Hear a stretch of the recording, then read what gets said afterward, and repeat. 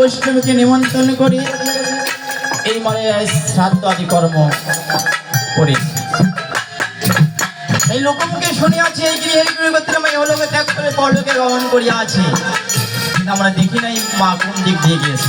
কি বাবা, গুরুমুখে শুনিয়াছি একজন মানুষ ইহলোক ত্যাগ করে পরলোকে গমন করে, পরলোক যে কোথায় আমরা কিন্তু কেউ তা জানি না। তাই সকলেই যেন সমন্বয়ে আমরা ভগবানের গুণকীর্তন করতে পারি, ভগবানের নাম সংকীর্তন করতে পারি। পূর্বের দাদাশ্রী বলেছেন যে আমরা যেটা জানি না ওই দাদারা বলবে, আর ওই দাদারা যেটা জানে সেটা আমরা কিন্তু বলবো। তাই বাবা সকলেই শ্রাদ্ধ বাসনে যখন উপস্থিত হয়েছি, অনেক দূরান্ত থেকে আত্মীয় স্বজন বন্ধু বান্ধব এসেছি, কথাতে আমার অপ্রাণ নেবেন না কেন? যেখানে ভগবানের গুণকীর্তন হয় সেখানে মধুর বৃন্দাবন। এই মধুর বৃন্দাবনে ভগবান অনাদি আদি গোবিন্দ যে আসে উপবেশন করে, তার চেয়ে নিচে আসে না আমাদেরকে বসতে হয়। তাই আপনারা যদি অপ্রাণ না নেন, সকলে আমরা যেটুকু আমাদের আসর আছে এইটুকু আসরে সকলে আমরা উপভোগ করলে ওরা সকলেই ধন্য হব। তাই অপরাধ যদি না নেন তার সকলে মিশে আসলে একটু বসেন। তাই আমরা এই গৃহের গৃহগোত্রে মায়ের পরমাত্মিক কামনার জন্য অনেক দূরান্ত থেকে আত্মীয় স্বজন এসেছি, বন্ধু বান্ধব এসেছি। এই মায়ের পরমাত্মার জন্য সকলে একটু আমরা প্রার্থনা করব। এই মা শাস্ত্রে প্রমাণ আছে যেখানে ভগবানের গুণকীর্তন করানো হয়, ওই বাসরে মায়েদের মাথায় কাপড় দিয়ে ভগবানের গুণকীর্তন শ্রবণ করতে হয়। আর যারা বাবাদের পৈতা আছে পৈতা হাতে নিয়ে একটু মায়ের প্রার্থনা আমরা সকলেই করি। সকলে একটু ভগবানের কাছে মায়ের প্রার্থনাটা করে তারপর আমরা ভগবানের গুণকীর্তনে প্রবেশ করিব। ওম নমো ভগবতে বাসুদেবায়।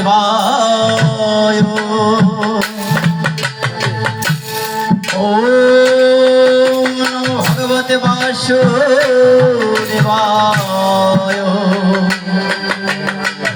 ওম নমো ভগবতে বাসুদেবায়। ওম মিলিতপাতি স্থিত দেহে চতুর্বিধান্ন প্রদায় ভোজা। উপনয়ন বিদ্যাদানে তস্मै পিতৃদেবার চরণে নমঃ। ওম দশমাস ধীর গর্ভ প্রসব যন্ত্রণা শয়াবজা। স্থান অমৃত প্রত্যয়নে তস্मै মাতৃদেবীর চরণে নমঃ। ওম প্রাত শ্রী শ্রী শুক্লাজ দিনত্রং বিভুজং গুরু প্রসন্নম শরৎকাম। ওম পিতা পিতা পুণ্য পিতা উদয় চ পুণ্য জনম নবেদতি। ওম ঈশ্বর পরম কৃষ্ণ সচিদানন্দ বিগ্রহ অনাদিরাদি গোবিন্দ সর্বকারণে ওম ভূর্ভুবস্সুঃ। ওম তৎসবিতুর্বরেণ্যং ভর্গো দেবস্য ধীমহি ধিयो यो न प्रचोदयात्। ओम सर्वगात्राणि दिव्याङ्गलोकान् सगस्सतु। ओम सर्वगात्राणि दिव्याङ्गलोकान् सगस्सतु। ओम सर्वगात्राणि दिव्याङ्गलोकान् सगस्सतु। ओम पूर्णमदो पूर्णमिदं पूर्णात् पूर्णमुदच्यते पूर्णस्य पूर्णमादाय पूर्णमेवावशिष्यति। ओम सर्वेषां मङ्गलं भूयात्, सर्वे सन्तु निरामयाः, सर्वे भद्राणि पश्यन्तु मा कश्चित् दुःखभाग् भवेत्। ओम जय श्री कृष्ण चैतन्य प्रभु नित्यानंद श्री अद्वैत गदाधर श्री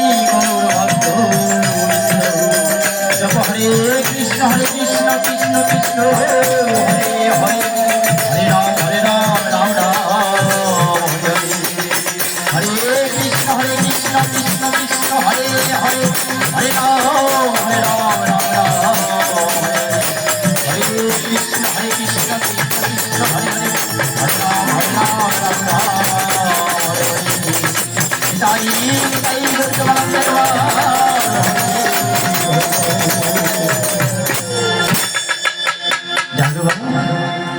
মহাজন বলেছেন উনি মুখং করিতে বাচালং পঙ্গুলং হৃদিগ্রীম ইহদি কি পদং বন্দে পরমানন্দ মাধবম। হে ভক্তগণ, অনাদি আদি গোবিন্দ যদি কৃপা করে যার মুখ চলে না তার ভগবান বাচালের মতন করে দিতে পারে, আরে যার পা চলে না এই পঙ্গু ব্যক্তি পর্বত লঙ্ঘন করে যাইতে পারে। তাই বাবা গুরুর কৃপা হি কেবলম আপনাদের মহান মহান সাধুগুরু বৈষ্ণবের চরণ ধরে নিয়ে যেন আমি ভগবানের গুরু কীর্তন আপনাদের মাঝে করতে পারি। তাই কত জন্মের পরে কত জন্মের স্মৃতির ফলে আজ এই প্রাঙ্গণে বৃন্দাবনে ভগবানের গুরু কীর্তন শ্রবণ করার জন্য আমরা আপনাদের সাধুগুরু বৈষ্ণবের চরণ ধরে নেওয়ার জন্য এসেছি। তাই সমন্বয় মহাজনের পথ তাতে হব অনুগত পূর্ববাদে পড়িয়াছে বিশাল। তাই পদের পদ মহাজন বলতেছে বাবা ওরে যে বিয়ে হলে পরে আসে না ফিরে, হলে পরে আসে না ফিরে,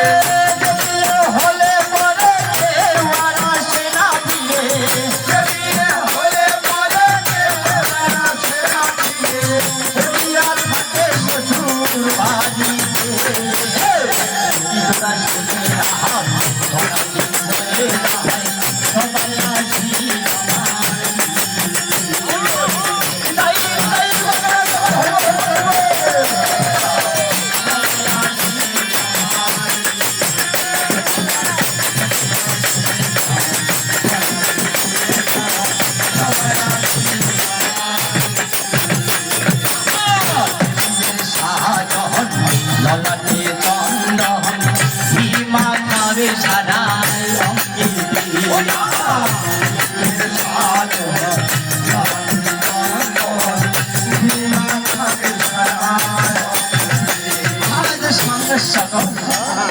তাই পদের পদ মহাজন বলছে বাবা ওরে যে বিয়ে হলে পরে কেউ আর আসে না ফিরিয়ে, পড়িয়া থাকে শ্মশানে ঘাটিতে।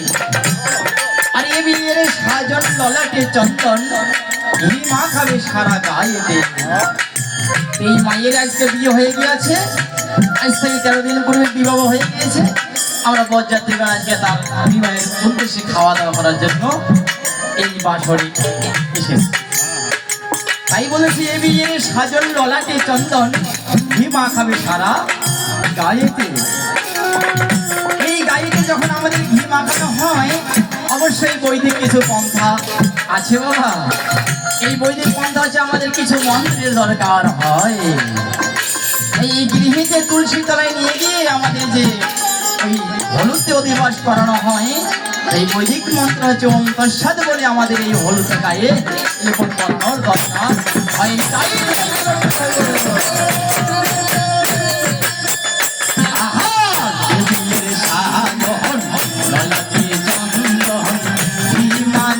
সারা গায়ে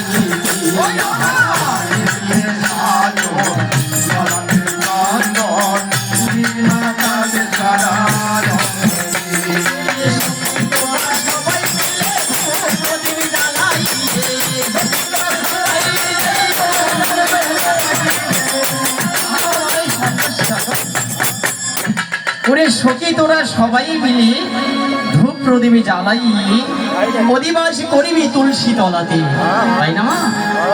এই অধিবাস কখন আমাদেরকে করানো হয়? আমার এই দেহটা যখন প্রাণ পাখি ধীরে ভিতর থাকে, এই প্রাণ পাখি যখন দেহ ছাড়িয়ে চলে যায় তখন কিন্তু ওই তুলসী তলায় নিয়ে গিয়ে আমাদেরকে উত্তর দক্ষিণে বিছানা দিয়ে আমাদেরকে ওইখানে অধিবাস করানো হয়।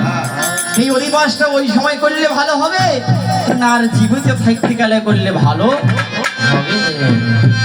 তাই আমরা যেন ওই জীবিত থাকি ভগবানের অধিবাসে এই গায়েতে ভগবানের নামের গন্ধ নামের ঘি যেন আমার গায়ে যেন আমরা মাখতে পারি। তাই এই তুলসীর তলা যদি আমাদের সকলের শেষ ঠিকানা হয়, তাহলে জীবিত থাকিয়াই যেন আমরা তুলসীর তলায় গিয়ে ভগবানের ত্রিসন্ধ্যা গায়ত্রী জপ করতে পারি। নিতাই নিতাই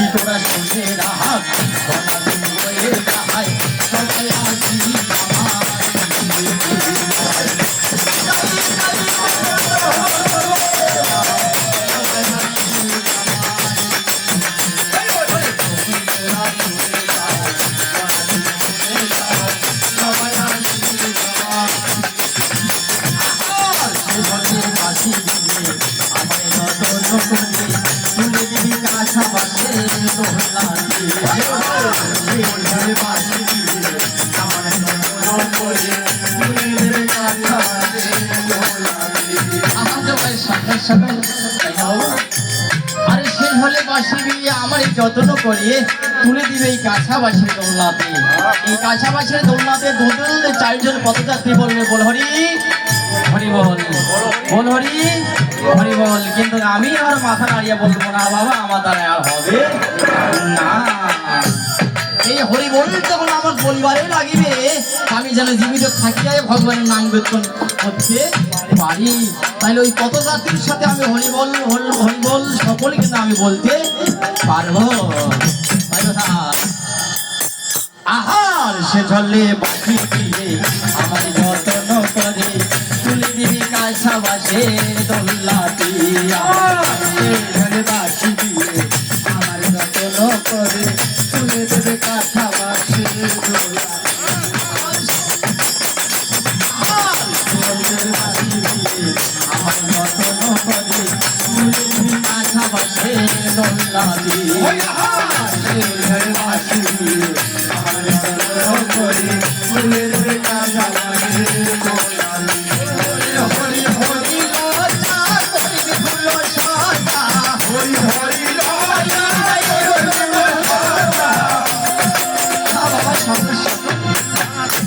এই হরি হরি লজ্জা করিবি ফুল সজ্জা আগুনে ঘেরা বাসর ঘরতে। আমরা যখন এই দেহের ভিতর প্রাণ পাখিটা থাকে, তখন আমার হরিনামটা লজ্জা লাগে। তাই দাদাশ্রী গান গিয়েছিলেন, ডাকো রাধা গোবিন্দ বলিয়া রে পাষাণ মনরে। ও তোমার তিতার জ্বালা দূরে যাবে, এই দেহে প্রাণ থাকিতে সেই নাম জপ করতে হবে। এই তিনটা দ্বারা আধ্যাত্মিক আদি ভৌতিক আদি দৈবিক তিনটা তাপ আমাদের সকলের দেহের ভিতর অবস্থান করিয়া আছে। এই ত্রিতাপ দুঃখ আমাদের নিবারণ করতে হলে ওই ভগবানের গুণ কীর্তন আমাদের সমন্বয়ে প্রত্যেকের দিন নিত্য কর্ম করতে হবে। তাই গৃহের গৃহকর্ত্রী মা যে লোকে ত্যাগ করে পরলোকে গমন করিয়াছে, এই মায়ের উদ্দেশ্যে তার পুত্রগণ বিশেষ তিথিতে অক্ষয় তিথির দিনে তার মায়ের শ্রাদ্ধাদি কর্ম করিয়াছে। বাবা, এই অক্ষয় তৃতীয়াতে যার শ্রাদ্ধাদি কর্ম হয়, শাস্ত্রে বর্ণনা করা আছে যে মা তার মতন পুণ্যবান ব্যক্তি আর এই জগতে একজন জন্ম হয় না।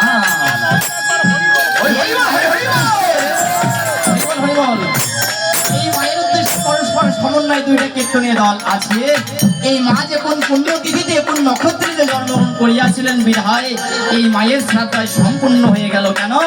এই মা অক্ষয় তিথিতে তার শ্রাদ্ধাদি কর্ম হয়ে গেল। অক্ষয় তিথি কাকে বলা হয়? অক্ষয় মানে তার কোনো ক্ষয় নাই, তার কোনো বৃদ্ধি হয় না, কোনো তার খেয়াল হয় না, তাকে বলা হয় অক্ষয় তিথি। এই অক্ষয় তিথিতে যারা রাত্রি যাপন করতেছেন তাদের ফল আজকে দুইটা হচ্ছে মা। হরে কৃষ্ণ। আমাদের মতন সাধুগুরু বৈষ্ণবের ফল আজকে আমরা দুইটা পাচ্ছি। একটা ফল হচ্ছে কি, শ্রাদ্ধ বাসরে অন্ন ভোজন করিয়া যে ব্যক্তি নিশে জাগরণ করিবে না, সেই ব্যক্তির শুকুরের পেটত জন্মগ্রহণ। আর যে ব্যক্তি যারা যখন আমরা শ্রাদ্ধ বাসরে অন্ন গ্রহণ করি আজকে নিশে জাগরণ করতেছি, শ্রাদ্ধ বাসরে পিতা মাতার কর্মের ফল আমরা পাচ্ছি। আবার আজ অক্ষয় তিথি আর ফল আমরা দুইটা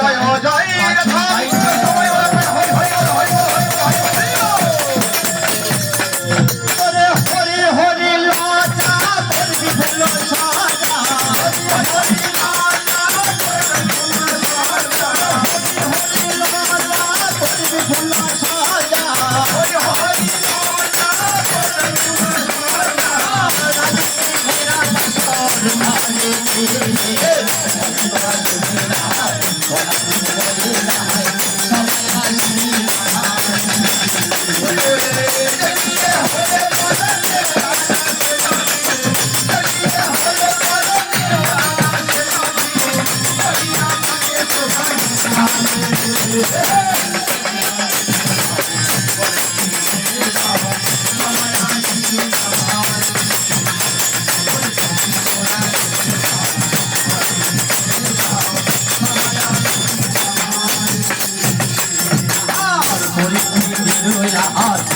তোরা শুনে যাস যেদিন যাবো শ্বশুর বাড়ি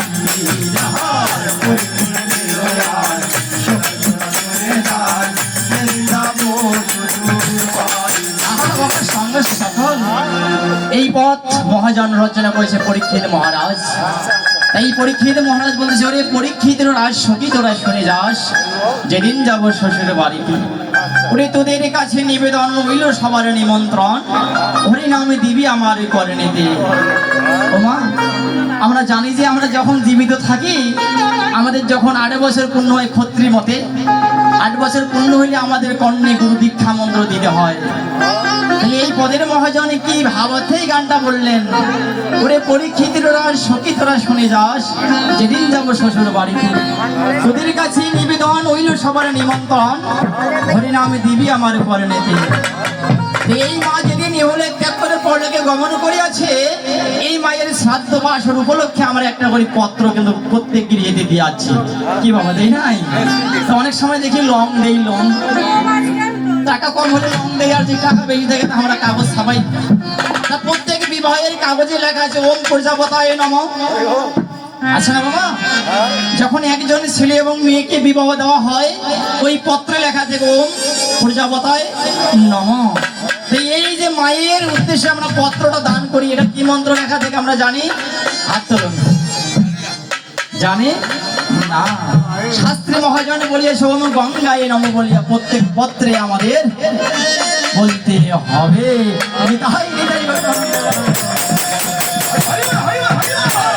পরীক্ষিতের রাজ তোরা শুনে যাস যেদিন যাবো শ্বশুর বাড়িতে,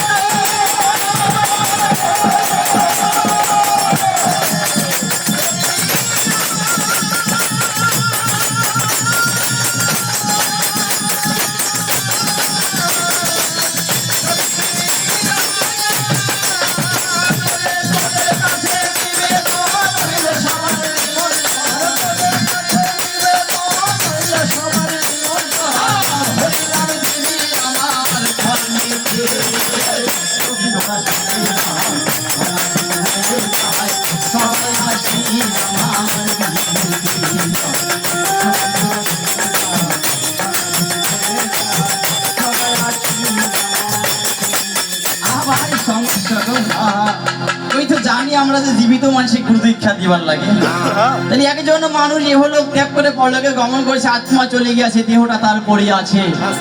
তাহলে তোদের কাছে নিবেদন হইল সবার নিমন্ত্রণ, হরি নামে দিবি আমার করণেতে। এই হরি বল বল হরি, এই নাম না আরো কোনো নাম আছে? অবশ্যই আসলে আমরা জানার ইচ্ছা করি, তাই কথা ভাই।